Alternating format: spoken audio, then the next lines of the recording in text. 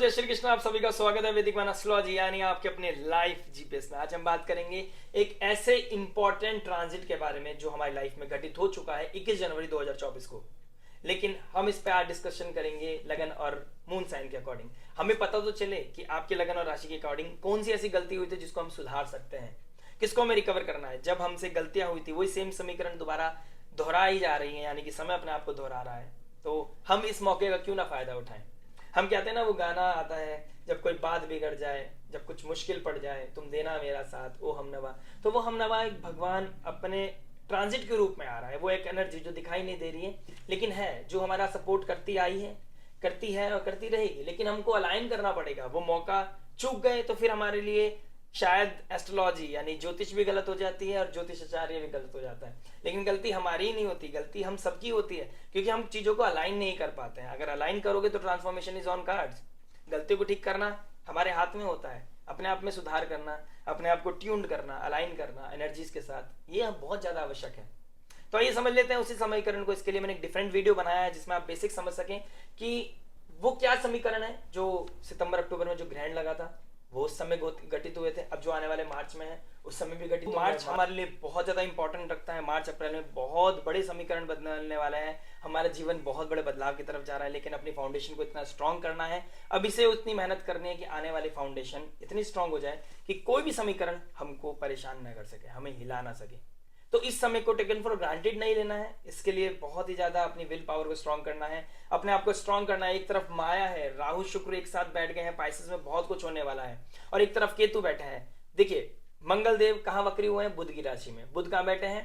शनि की राशि में। और क्या नाम है, बुध की राशि कन्या राशि में कौन बैठे? केतु देव। यानी कि अपने आप को ठीक करने के लिए ड्युअलिटी से निकलना पड़ेगा बाहर।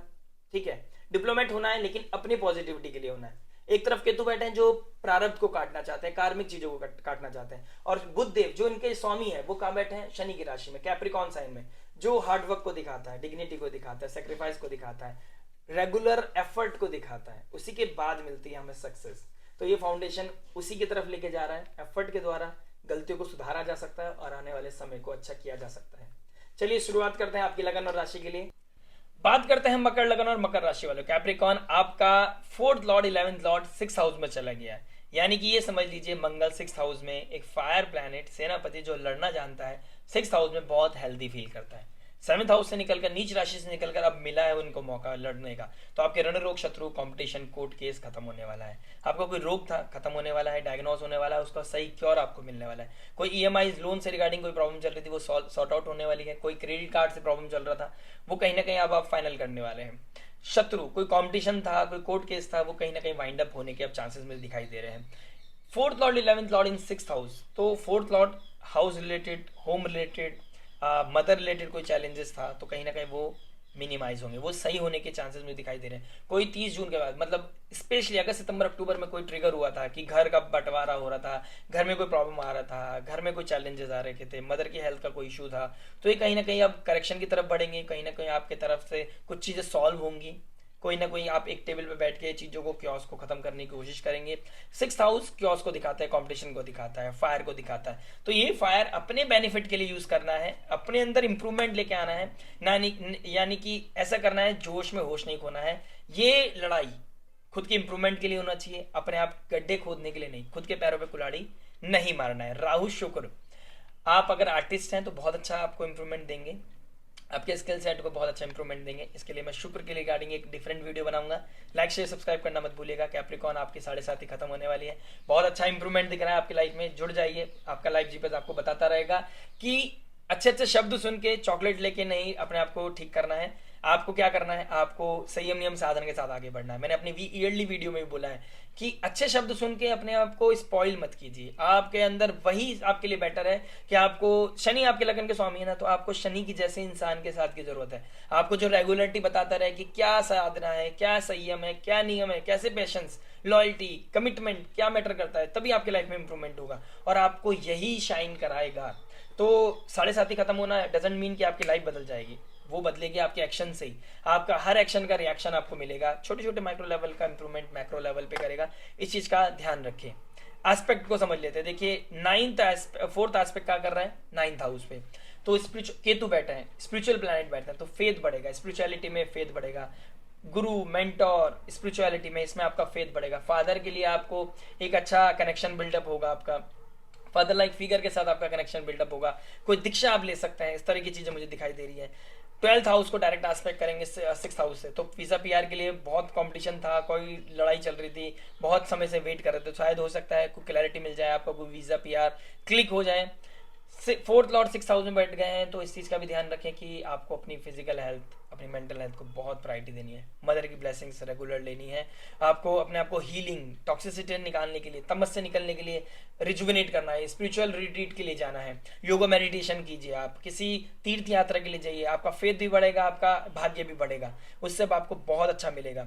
देखिए जुपिटर आपके 5th हाउस में डायरेक्ट हो जाएंगे, आपके लगन को भी एस्पेक्ट करेंगे, आपका नेम फेम शाइन करोगे, आपके चाइल्ड रिलेटेड कोई इवेंट था, क्या पता हो सकता है आपका कोई बर्थ हो, आपका कोई बच्चों से रिगार्डिंग कोई अच्छा इवेंट मुझे देखने को मिलेगा 4th ऑफ फेब के बाद। इसके लिए जुपिटर के रिगार्डिंग एक डिफरेंट वीडियो, तो बहुत अच्छी वीडियोस आने वाली हैं। आप लाइक शेयर सब्सक्राइब करके नोटिफिकेशन की घंटी बजा दीजिए, जिससे कि आप ये लाइव जीपीएस आपको अच्छी अच्छी गाइडेंस आपको बताता रहे।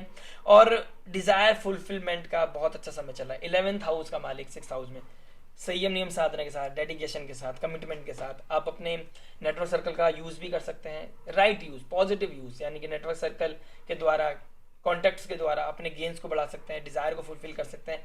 बस उसके पीछे लगेगा क्या, संयम नियम साधना। 6th हाउस में मंगल, सैटर्न आपके 2nd हाउस में। फाइनेंस कब बढ़ेगा, जब साधना के साथ लगे रहोगे, आप अपने फाइनेंस को वैल्यू करोगे, अपनी कमाई हुई लक्ष्मी को आप अपनी कलेक्टिव एफर्ट के द्वारा बचाओगे। जितना पैसा बचाओगे आने वाले समय में उतना आपको सपोर्ट करेगा।